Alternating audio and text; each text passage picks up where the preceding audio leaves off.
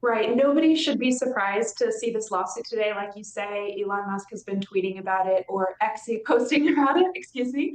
But essentially, this lawsuit accuses Apple and OpenAI of forming what he describes as an illegal arrangement that allows both companies to retain monopolies in their respective industries, being smartphones for Apple and artificial intelligence for OpenAI. And it centers on two ideas basically. He's accusing them of orchestrating this arrangement by having Apple integrate OpenAI into the iPhone's operating system, and also by having Apple supposedly prioritize ChatGPT in its App Store over other artificial intelligence products. Are these accusations valid, and are what would be the legal ramifications here? Right. I mean, these ideas are not happening in a vacuum. We've heard similar allegations made against Apple in the past when it comes to how they wield the power of their App Store.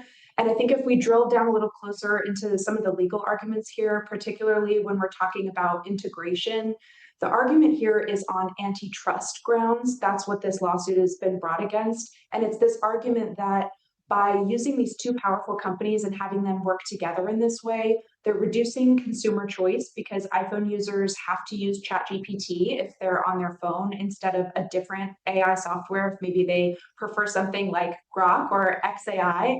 And they argue also another element of this is that it gives OpenAI a leg up over other AI companies because now they're going to have access to billions of queries and questions submitted by iPhone users that other companies won't have access to.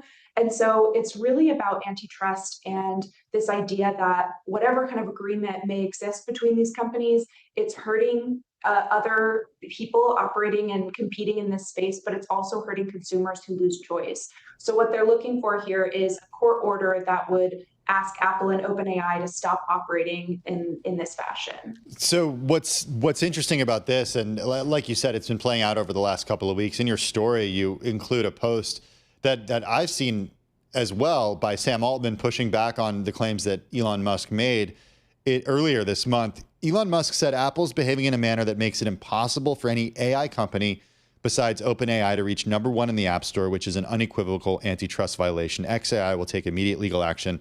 Sam Altman pushed back and said, quote, "This is a remarkable claim given what I have heard alleged that Elon does to manipulate X to benefit himself and his own companies and harm his competitors and people he doesn't like."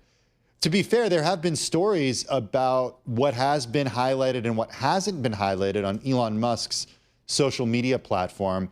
You know, maybe people have noticed that they see a lot of Elon Musk in their feed, even if they don't necessarily follow him in their For You tab, or I get ads from Starlink all the time. That's an Elon owned company.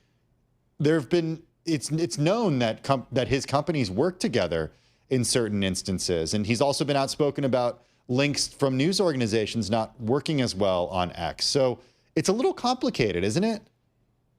It's incredibly complicated, and I think this is going to be one of those cases that captures attention from across these industries, but also any industry that touches them or works with Musk's companies, because we're talking about so many huge players who wield so much power and influence in this tech space, but also in this AI space. And when we're talking about the Sam Altman and the Elon Musk of this and how they've gone back and forth publicly trading barbs, that's a feud between these two tech leaders that has gone on for years since they co-founded OpenAI together and split publicly. And this feels like we're just ratcheting up in the tension between these two leaders as it comes to them talking about their products and how they're publicly being perceived and these kind of collaborations that you're talking about. So certainly what happens here, the outcome here is going to be felt everywhere, and it could reflect on Musk's companies as well. Right. And this isn't the first time we've had these situations where Apple has been called out for its app store potentially promoting or having a high search for certain companies here, right? That's correct. I mean, Apple is still in a 5-year legal fight with Epic Games over allegations about its App Store's dominance in the smartphone market. And a lot of the complaints that we saw raised today in the Elon Musk lawsuit actually were echoed in a suit earlier, a few years ago, filed by the Justice Department against Apple that also accused the company of monopolizing the smartphone market and using its power over app distribution to kind of thwart innovation that makes it easier for consumers to switch between phones. And that centers on this idea of blocking things that are known as super apps or everything apps, and this idea that you're creating an app that has a lot of different features that people get from a smartphone. And by blocking those apps from being available publicly, they're able to retain control over those users who might be looking for an alternative to using the smartphone.